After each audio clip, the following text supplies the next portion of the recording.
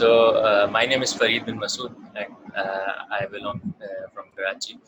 And currently, I'm working as Director of Research at Center for Social and Political Research.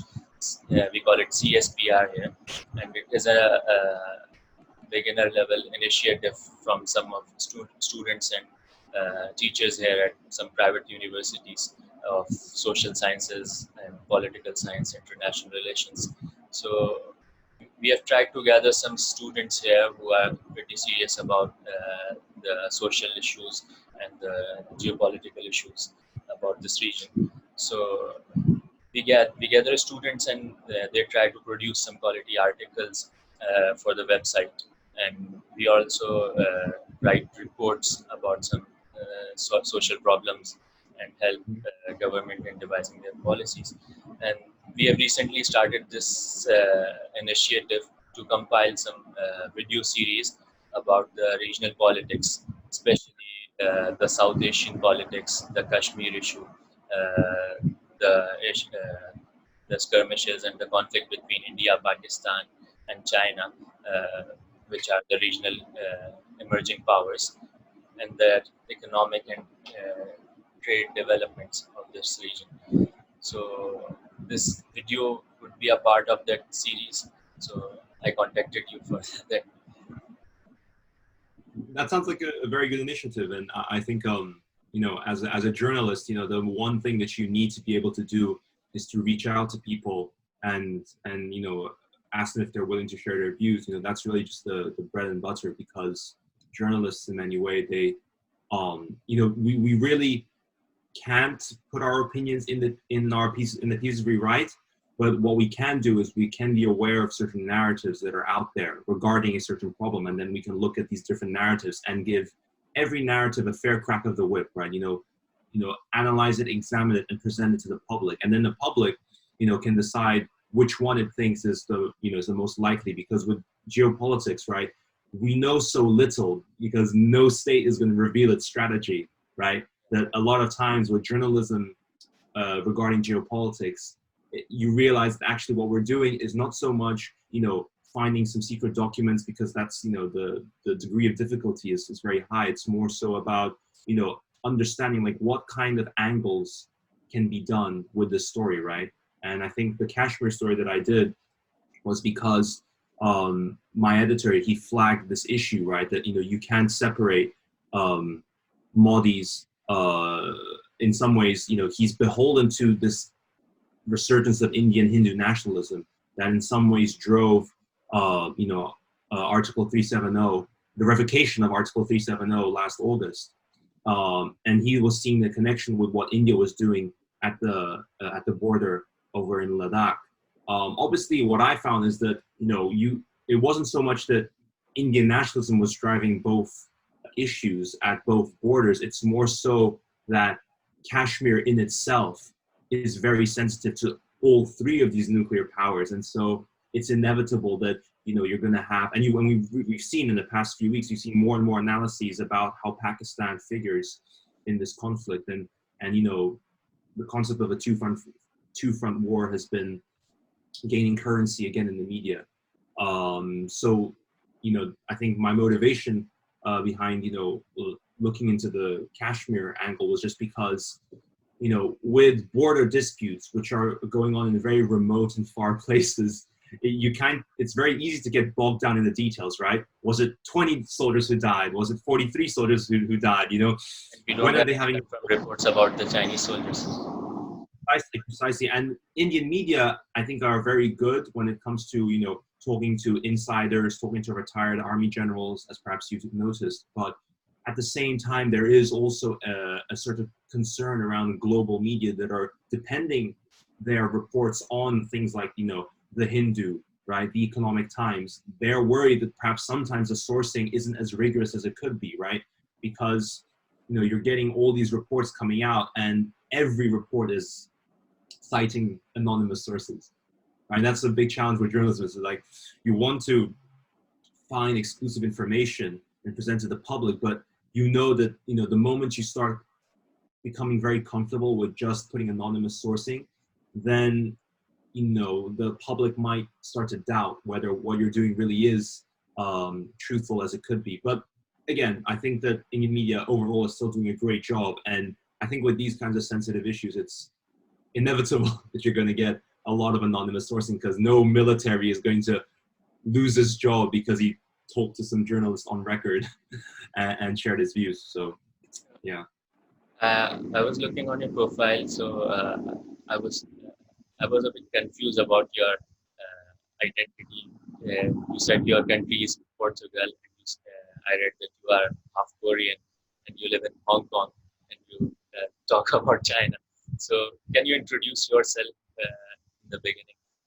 Because Yeah. belonging to such different nationalities and such different countries, and keeping an eye on such different regions, your opinion, your analysis, apart from the news of those sources, your opinion and your analysis would be would matter us and would be significant for our opinion. Well, I mean, I'm a bit of a mess when it comes to my ethnicity and nationality, right? I was born in Portugal to a South Korean mother and a Portuguese father. So my father is white as snow. He's very white, you know, and people don't really see that because my mother's genes also figure quite strongly in my appearance. But I am Portuguese-Korean because I have both nationalities, and that's a problem for. It might be a problem in the future because, you know, as you know, South Korea has mandatory military service for all males.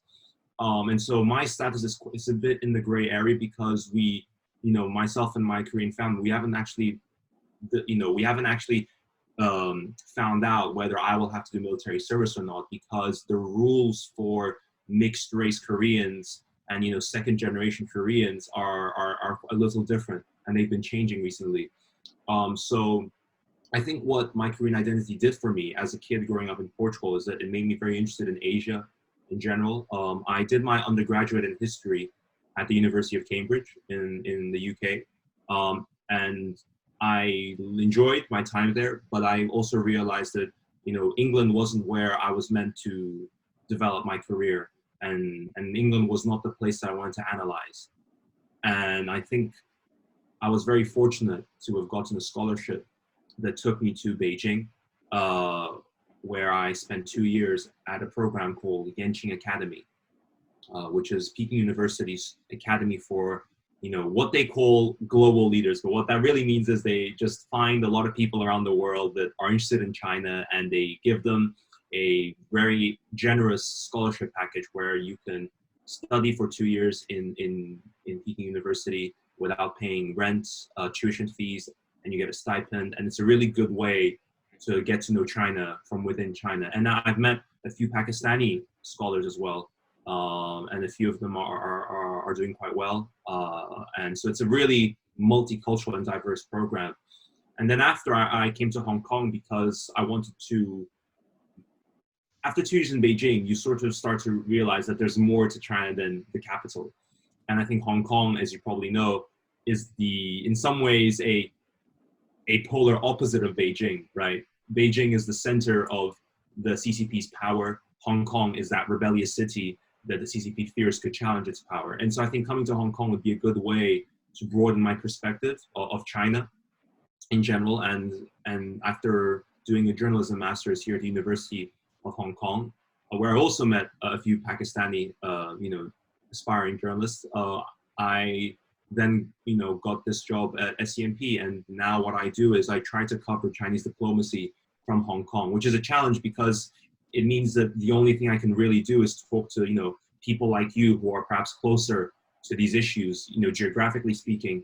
But I think that in some ways it is very enriching because I have to be frank with you, Fareed, I think 2 months ago, I had no idea what the real issues were in Kashmir. I mean, I'd heard of it, right? Because it was such a big issue in the media last year, but I'd really never studied it because it just wasn't my area of coverage. And so being in Hong Kong and not being able to go to mainland China means that a lot of the people in our team have to look at China in the entire spectrum of global politics. And that's actually very useful for learning about other regional issues like the Kashmir dispute, and so on and so forth. And so I think, if you do show this to any of, students or people involved with CSPR, I think one thing that I'd say about journalism is that you're always learning new things.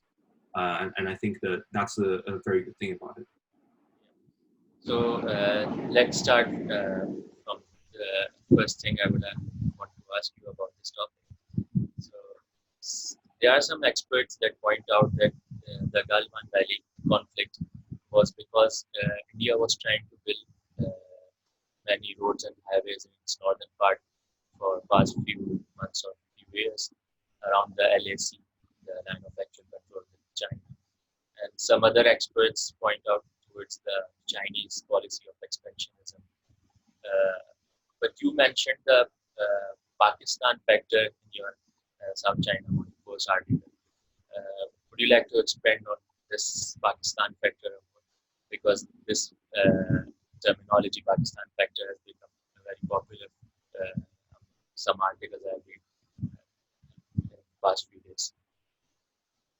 Yes, you're right. Yeah, it has been a popular angle in many media outlets' coverage of this Indo-China border conflict. Well, what I'd say is, if you look at it from the Indian side, right, there is a narrative that Modi, in some ways, is beholden to this Indian nationalism that people say defines his party, right, the BJP, or is also increasingly prominent in Indian public discourse. I'm not sure if that's true, but people say this is a narrative that Modi feels that in some ways to reassert his authority, to divert attention from India's relatively poor handling of the coronavirus, it's trying to stand up to its regional rivals, China and Pakistan. And so if one were to be very critical of Modi and the nationalistic turn in Indian public discourse, one could say that in some ways what's happening at Ladakh is a continuation of Modi's, regional political policy that really came into its shell last August with the revocation of Article 370, which, as you know, it was perhaps the global story for at least a few weeks because of all the chaos and uproar that happened in Kashmir after that decision. So that's from the Indian side, right? Some very strong critics of Modi would even say it's a toxic nationalism that is driving India to provoke both China, first Pakistan and now China. From the Chinese side, and this is something that a lot of experts have told me, China controls Aksai Chin. Aksai Chin is historically a part of the old princely state of Kashmir, right? Yeah. And so when India last August revoked Article 370 and asserted its claims over not just Jammu and Kashmir, but Ladakh, the Chinese took that as meaning, oh, you're saying that our claim to Aksai Chin is not valid, or you're bringing up this disputed issue once again. Because obviously, those issues were never actually properly resolved because Kashmir was essentially split into three. But what India did in some ways was seen as a legal challenge to China's control of Aksai Chin, right? Because I think in the declarations by the Indian political establishment that followed the revocation of Article 370, what was emphasized was that we lay claim to the entirety of Kashmir, which includes Aksai Chin. And so in some ways, China, given that it is building border structures at the Galwan River Valley, given that it is being more aggressive towards its regional neighbors than in than in past decades. One could also very well argue that China is worried that after India asserted its claim over the disputed area of Kashmir, and that borders with Pakistan, now it's trying to protect its claims to Aksai Chin. So that's from the Chinese side. They saw what India did in Jammu and Kashmir, and they thought that that could very much well lead into a challenge of China's claims over Aksai Chin, even though Indian experts say that India would much rather go to war over Pakistan-administered Kashmir as opposed to Aksai Chin, right?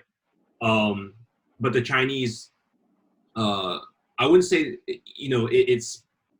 it's because of some expansionist drive. It's more so because they're trying to send a message to Modi, and they're trying to tell Modi that, okay, you might have been able to do this to Pakistan last August, but with us, you're not going to be able to push us around. And so China's way of sending that message is actually by, in some ways, pushing the border further forward. But again, we don't really know in exact detail who's making the incursions or not. But what we do know is that satellite images, right, prove that Chinese border structures are being built up in areas that were conventionally patrolled by Indian forces in the Galwan River Valley, which shows that China isn't just being purely defensive, right? It is making a move, and that move could be seen as a response to what India did in Kashmir last August.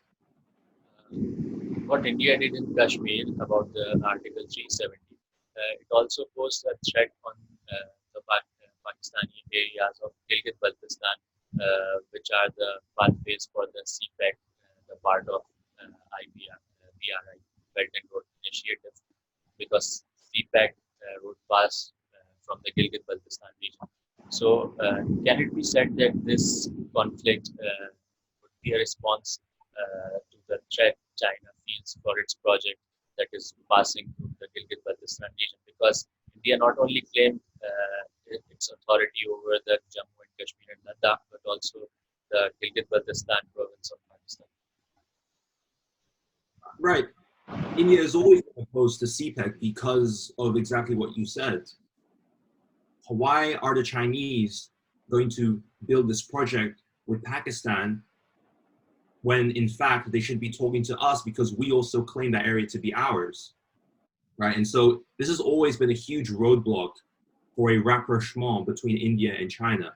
And Modi has been very vocal about this. I mean, he is actually in meetings between the member states of the of BRICS, of the Shanghai Economic Cooperation Organization. He's used these speeches that are normally meant to emphasize friendship, win-win cooperation, right? The usual diplomatic spiel. He's actually used these platforms to make even more vocal in his opposition. So I think that it's definitely possible that India's border roads organizations projects, right, which go very, very close to the Galwan River Valley, that is in some ways a response to what China is doing on the infrastructure front in Pakistan-administered Kashmir, right? And what we also cannot forget, besides the actual symbolic significance that goes behind China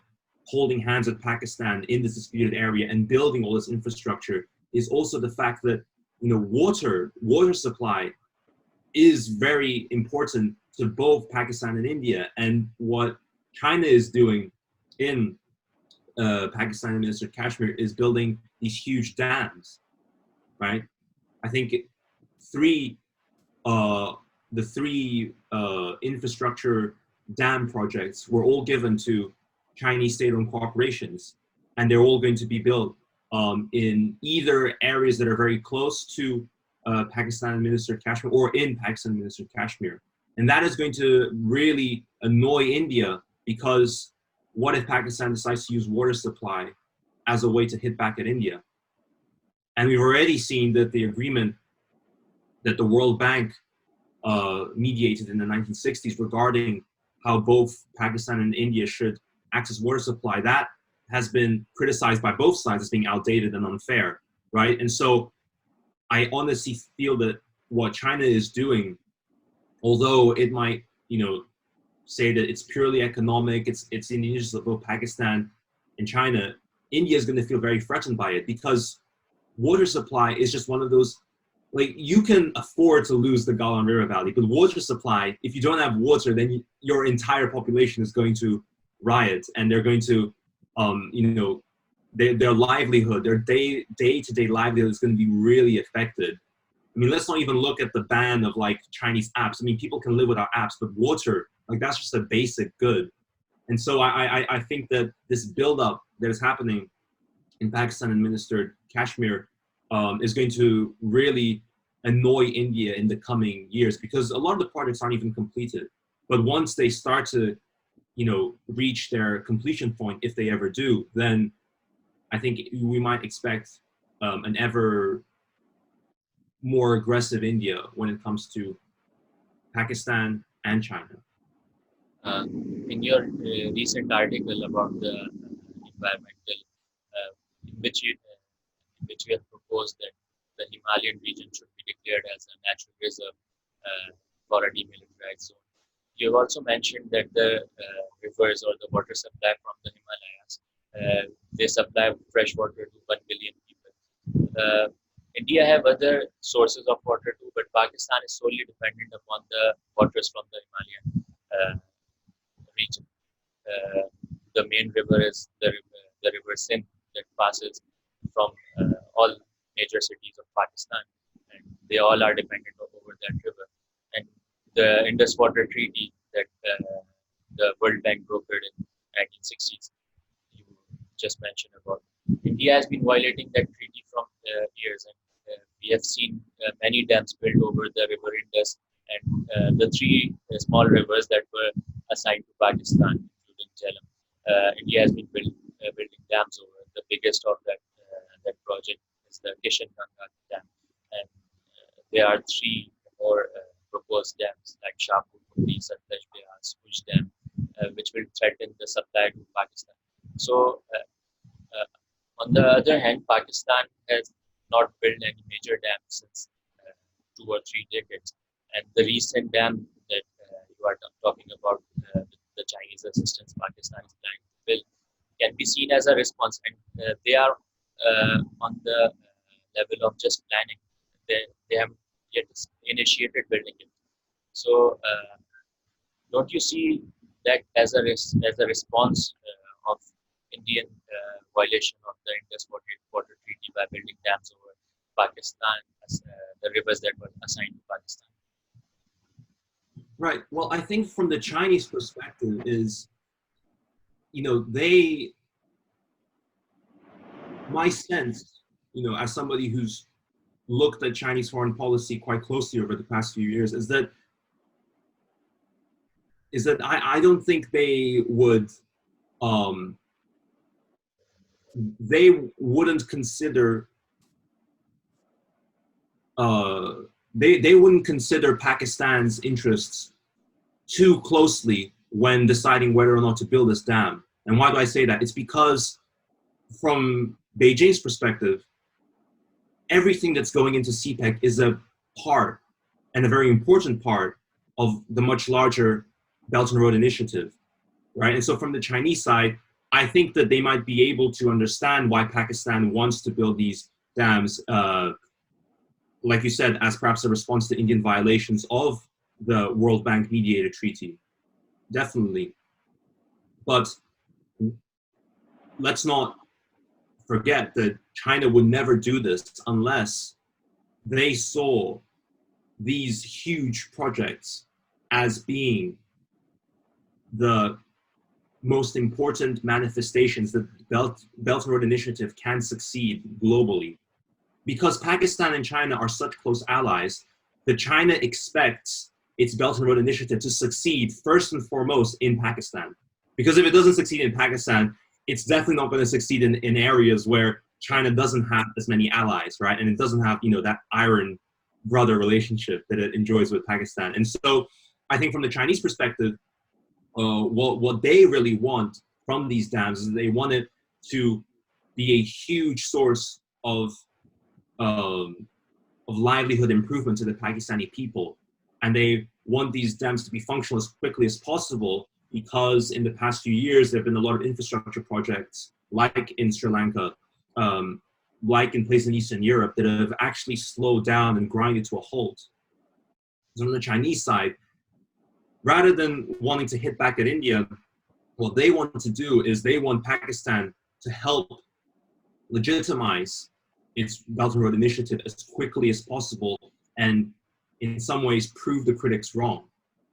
And so that then what succeeded in Pakistan can then succeed in other places in Central Asia, and then so on and so forth, all the way until Europe. I mean, from the Pakistani point of view, I think that, I mean, there's no doubt that the relationship with India has become, in some ways, so toxic that, of course, dams and water supply are going to become part of the geopolitical, tit for tat. That's just inevitable.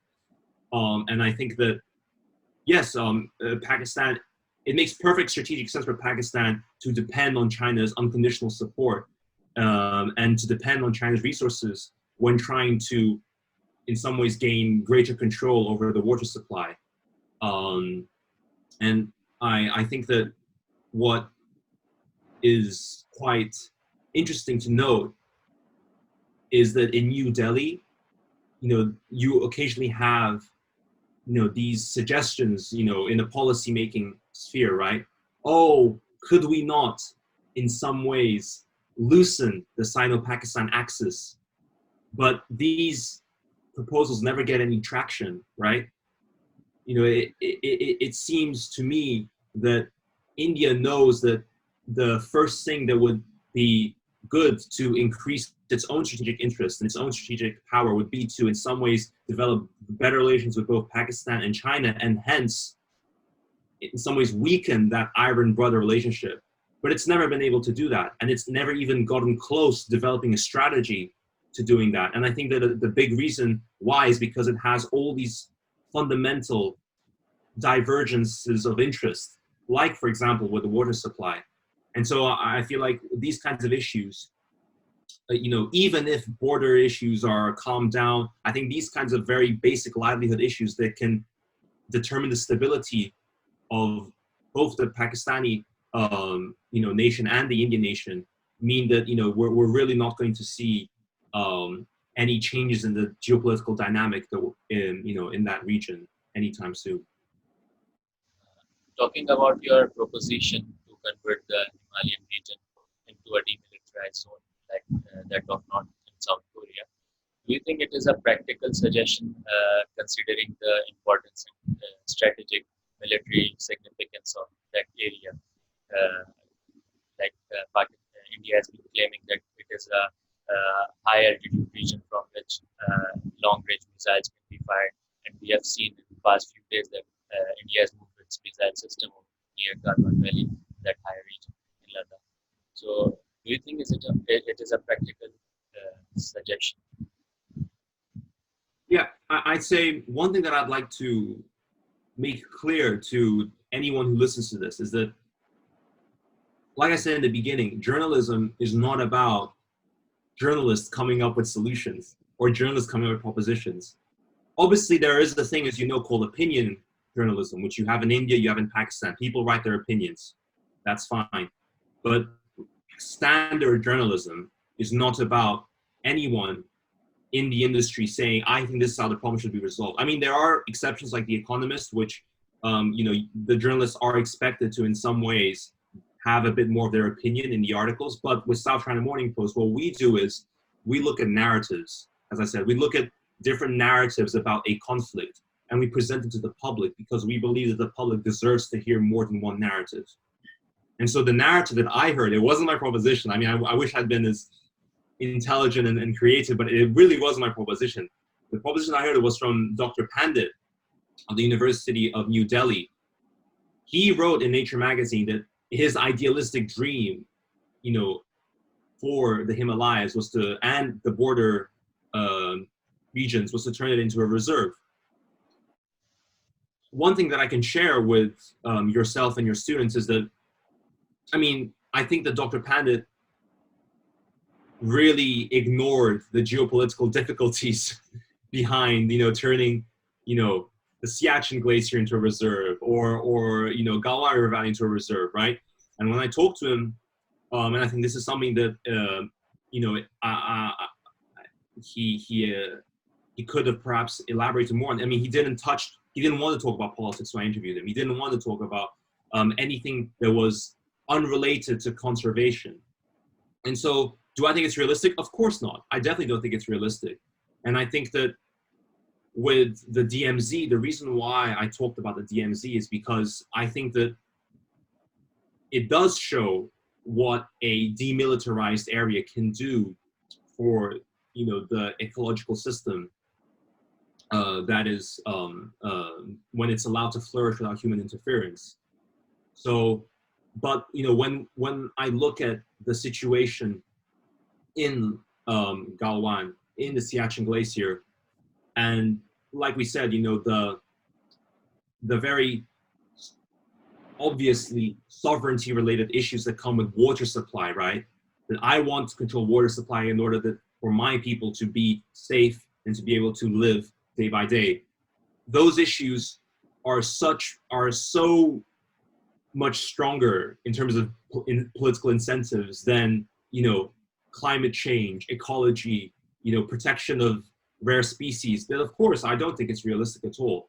I just think that it's important to talk about these, in some ways, crazy ideas, because as a journalist, when you start covering these border conflicts very deeply, I mean, a lot of things are repeated, if you know what I mean. A lot of things, it's always the same thing, except updated slightly.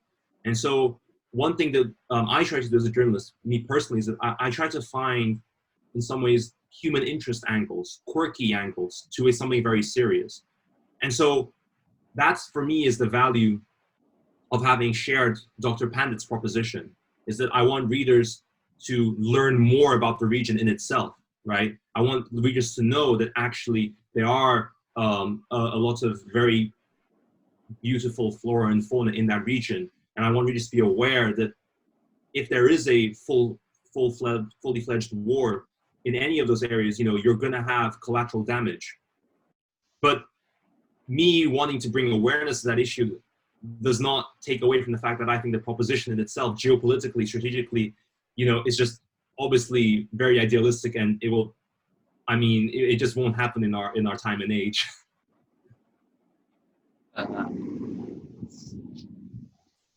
In 2007, you wrote an article in the Central China TV about for China's investments in Portuguese industries and how Portugal was left behind in Chinese this project of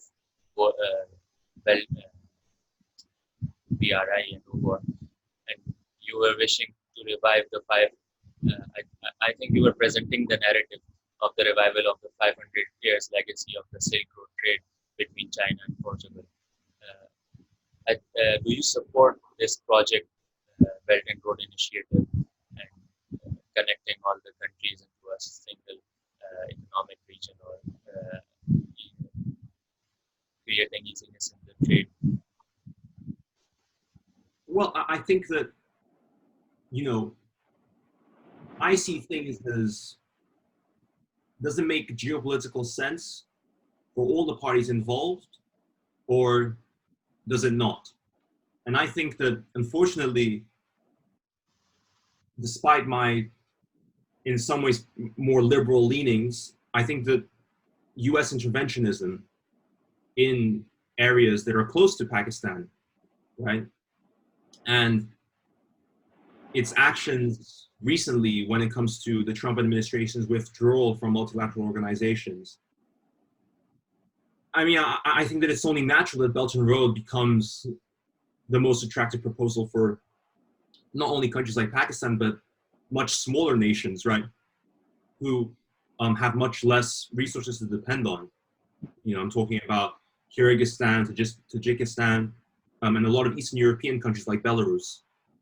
So I don't support or oppose the Belt and Road Initiative. I just think it makes sense in a world where we've seen that American interventionism has failed, whilst at the same time, benevolent American aid in development and health and all these other non-security related fields has also dropped. And there isn't any creative impetus within the White House to in some ways counter the One Belt, One Road. I think that in some ways, because of the failure of American interventionism, this meant that perhaps other areas, it would make more sense, it would be more beneficial for both parties if the United States got involved, like economic development and so forth. That also lost its legitimacy. And so I think that the One Belt, One Road, it makes absolute sense, not just for Beijing, but for a lot of these other countries. Like look at Portugal, right, my country. We were hit so badly by the financial crisis of 2008 that of course we weren't going to look, we weren't going to think of, oh, China is a communist country when accepting liquidity from state-owned corporations, right? We wanted to just get bailed out. We wanted our industries to survive. And so I think that for countries that are trying to find alternatives to both US security support, but also economic development that's coming from the West, the Belt and Road Initiative is obviously very attractive. What I would say about the Belt and Road Initiative is that unfortunately, its implementation could be more disciplined. And we've seen cases of this in Sri Lanka, and also just the general impetus behind it seems to be still quite vague. I mean, you have all these countries that have signed memorandums of understanding, MOUs, Portugal being one of them, Italy being one of them. But that's not actually doing anything for the substantial advancements of these infrastructure projects. Because unlike Pakistan, many of these countries don't have an iron brother relationship with China. They're much more ambivalent. If you look at Romania, for example, I was talking to a friend of mine who is he's going to be a diplomat for the Romanian embassy in Beijing, and he was just telling me that like relations between Romania and China are at a historic low because a new government came into power. It's more liberal in its political leanings, and it's trying to ally itself with the US again. And so I think that for the Belt and Road to succeed, for both the parties that are signing on to it and Beijing, there needs to be much more disciplined implementation on the ground. And sure, I don't think that there is any depth trap diplomacy going on. I think that Beijing has been very responsible in allowing debts to be extended, right? Their repayments to be extended because of COVID-19. That's a very responsible move by Beijing, and it shows that they're not predatory, right? They're not predatory. But at the same time, I think that there needs to be greater focus into, ensuring that the countries that sign on to the Belt and Road can see improvements very, very quickly. And I'm skeptical that China can do that because within the Chinese economy, you have all these grand plans. Perhaps you've noticed there's a recent plan called the Go West strategy. Go West strategy. One of my colleagues has written a lot of good content. And this Go West strategy, it hasn't excited anyone, any foreign investment. It hasn't excited them. You know why? Because they've heard this spiel for the past decade, right? Beijing comes out with a strategy, this supposedly grand strategy, being like, let's revitalize the western regions of China. Let's do it.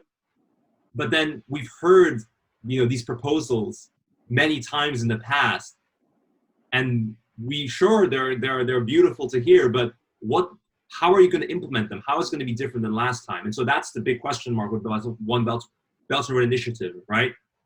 Besides Pakistan, with other countries, right, that don't have something like the CPEC specifically aimed at them, will there be fast, efficient, right, and most importantly, transparent implementation? That's the big question. Talking about BRICS, BRICS, India, you have recently wrote an article about it. It's a bit dark. Let me turn on the light in my living room. Okay, it's a bit dark. Sure. All right. Yeah, go ahead. You have reminded in that article about the first joint statement in the 2010 summit that had a vision of transformation in global governance and multipolar diplomacy. But seeing the recent developments of Indian state of its foreign policy regarding the United States, we have seen that Indian state has been supporting United States presence in the Far East and the Asia Pacific region, and this clearly creates a contradiction among the regional powers, Russia and China, and supporting United States in this region displays a trend towards the unipolar system that was before the Chinese emergence. So, don't you think that India is going against that vision of BRICS? And if India is going against that vision of BRICS, how can other nations in this BRICS pact negotiate between the conflict of China and India? Well, yes, I think you touched upon the reason why I wanted to write that article about the relationship between the China-India border conflict and BRICS, because BRICS in 2010, it's important that the listeners realize that it was a project that was really filled with this energy and impetus and this desire to provide, like you said, an alternative order to American unipolarity, right? The Brazilian president, Lula, he loved it. I mean, back in 2009, 2010, he was really for it, right? And that's why also the relationship between China and Brazil improved dramatically, right? Because there was such strong understanding on the matter of BRICS in the beginning. But I just feel that for India,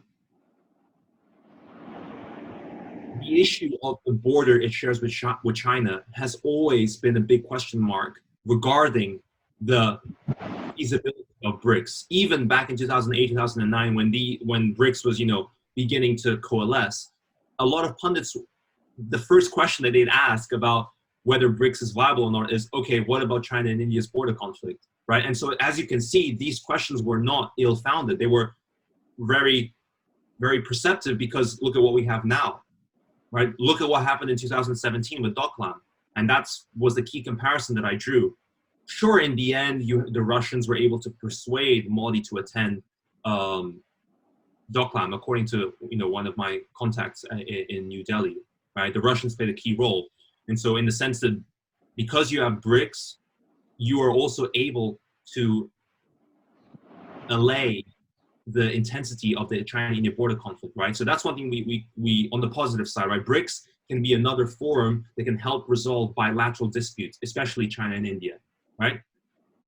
But at the same time, right, we cannot forget that for India, BRICS is also in some ways a bit of an imprisonment, right? Because India also needs the more closer ties to the US because of Pakistan, right? There's always that strategic interest, and also because fundamentally India will never fully trust China when it comes to the border, right? And so India needs what's called the QUAD, right? Australia, Japan, US, and India, right? That quadrilateral alliance, it needs that alliance to temper China, because sometimes I feel that for Indian foreign policymakers, they feel that BRICS is only an avenue to advance economic cooperation, right? It's not always the best place to advance Indian interests when it comes to the border. It's a good place to pursue reconciliation, because BRICS is fundamentally all about how these 5 countries all love each other and they all feel like they can provide an alternative order, right? So it's good for reconciliation. When it comes to actual competitiveness, right, and advancing my interest against yours, of course BRICS isn't the right forum for it, right? And BRICS, like I said, succeeded for so long because it avoided these thorny issues of bilateral disputes between its member states. Its statements never mentioned bilateral disputes. Its statements might mention geosecurity issues regarding terrorism, but never once did Ladakh, Siachen, or any of these borders come up in these statements, right? And so I feel that India is going to stick to the BRICS spirit. Why? Because at the same time, India, right, it doesn't want to be completely bound to the US, so it needs BRICS. You know, as one of the experts I talked to said, it's the stick of multipolarity to beat the US when it needs to. At the same time, Quad and that encirclement that creates around China is also a stick with which it can use to beat China when China isn't doing what it wants, right? And so I think India, of course, in some ways you could say that India is not so committed to BRICS as, for example, Russia, right? Because Russia isn't participating in any Quad. Russia isn't, you know, pursuing very deep strategic cooperation with the US.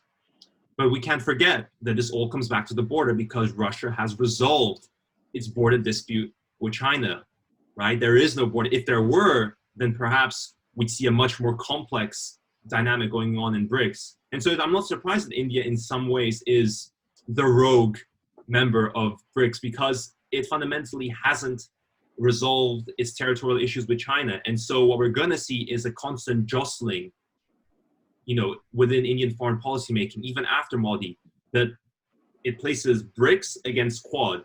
And so India wants to be able to tap into both whenever it needs to. It wants to be able to use Quad whenever China is really annoying it. It wants to be able to use BRICS when it feels that, okay, we need to de-escalate and bring things down. And so that's how India, in my opinion, regards multipolarity in the context of its foreign policy making strategy. Finally, last question. Thank you for such a long time. So no, it's fine. It's fine. Ask away. Don't be. So lastly, I would like to ask that since I think you are an advocate of Hong Kong's autonomy, the autonomy of people of Hong Kong against the Communist Party of China, and support the popular movement there. So how do you compare the situation in Hong Kong with the situation going on in Kashmir Valley in the context of authoritarianism of BJP party, Modi's party, despite the fact that this authoritarianism is under the guise of populism, as he has been pushing the narrative of the majority of India, the Hindu nationalists. So how do you see the comparison of the situations both in Hong Kong and Kashmir? That's a very interesting and thought-provoking question, Fareed. I think that if I were to draw any parallels, and this is in many ways an argument that you hear from the decolonial left, right? That's what they call themselves, right? Is that if you really are against American interventionism, right? If you really are against, you know, toxic Islamophobism, which you might say is something that defines the BJP, right? Then you also have to be against, you know, Chinese Han-centric ethno-nationalism, right? And authoritarianism. And so, yes, I think that one thing that the Hong Kong popular democracy movement has struggled with, and this I'm very happy to tell you, because again, no movement is perfect, right? Including the movement in Kashmir, as you yourself know. The issue with the movement in Hong Kong is that it's sometimes veers too closely, right, to the US and the UK, but then that in some ways legitimizes the US and the UK's legacy of colonialism, and for the US, the legacy of interventionism, right? This is actually something that ties into another trend that affects the entirety of China, because as you know, there have always been liberal dissident intellectuals in China, right? But one recent article written by, I think, Yao Lin, he's an academic, it's called Beaconism, that Chinese liberal intellectuals, and to some extent, the pro-democracy people in Hong Kong, they yearn so much for a Western-style democracy, perhaps as you have in the US, perhaps as you have in the UK, that they forget to look critically at the flaws of the US and the UK. And they actually then do nothing but extol US and the UK. They do nothing but look at the positive and the glorious aspects of the democracies that they so want to emulate. But the reality, as you know, is that the US and UK have many flaws. and a lot of them are in the realm of foreign policy, right, with the Iraq War. And what you do get is you get a lot of Hong Kongers and Chinese liberal intellectuals. They sometimes dangerously, right, they intake the kind of right-wing Republican, right, or conservative ideology that basically whitewashes and justifies everything that the US and the UK have done, including the Iraq War. So, for example, do you know who Liu Xiaobo is? Liu Xiaobo. Liu Xiaobo. He's the Nobel Prize laureate. Liu Xiaobo. He's the most famous dissident intellectual in the history of China, and this is the history of modern China, right? He died of cancer after being arrested for many years in a Chinese prison.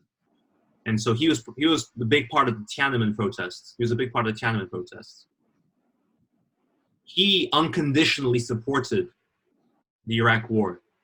And he thought that the Iraq War was necessary to uproot the poison of jihadism and extreme Islamism, right? And as you can see, that position is controversial. Yeah. And it shows and going back to Hong Kong, in some ways, you know, it shows the danger of resting your entire narrative on US and UK support. And so if we look at Kashmir now, one interesting development that I've seen on Hong Kong Twitter is that you're getting a group of Hong Kongers, and they identify themselves as decolonial leftists, which means that they don't ally themselves with the US and the UK, and they don't, support their foreign policy, whilst also displaying solidarity with other self-determination movements, like, for example, in Kashmir, like, for example, interestingly enough, in Catalonia, right? Yeah. But as you can also perhaps admit, what's more strategically valuable for the pro-democracy people in Hong Kong? Because if you are part of the decolonial left, you definitely have the moral high ground, and you definitely have more intellectual coherence. That's for sure. You have no contradictions because you recognize the flaws and the oppression going on in all parts of the world, and you don't support it, you condemn it, right? But from the perspective of activists like Joshua Wong, Nathan Law, right, all the people that are getting persecuted because of this national security law, they can never give up the US and UK support. They would never go to the White House and be like, look at what you've done in Iraq, right? And similarly, they would never, go to India, right? If some, pro-democracy think tank or whatever, or some pro-US think tank invited them, they would never be like, look at what you've done in Kashmir. No, because they're trying to be strategic about this, right? They're playing the power game. And I can tell you, as somebody that's interviewed, some of these young Hong Kongers, like even the people who are not famous here in Hong Kong, like Joshua Wong or whatever, just some of the people that have been at the front lines of the protests, they've already understood that they're playing great power politics. So one of my good contacts, he's a guy that is a student, and he was, part of the frontline protests back in, summer 2019, all the way up until December 2019. And he just told me, I'd rather be a pawn of the United States than be a slave to China. So you see, so he's not denying that he's ignoring the US flaws. He's not denying that, but he's saying that, like, I'd rather be that than to allow the CCP to control my city or to have a say about how my city is run, right? And so it's the lesser of two evils. And so what I'm presenting to you is one camp, which is lesser of two evils, let's go to the United States, we needed to bash China. The other one, much smaller, but still quite vocal on Twitter, is the decolonial left, which is in solidarity with what's happening in Kashmir, right? Which is in solidarity with the independence movement in Catalonia. Which one will win? I don't think either will really win. It's just they're both trying to advance, their views and their interests. Thank you so much for your valuable time and your opinion. No, it was a great way to start a Sunday. Thank you. I very much enjoyed.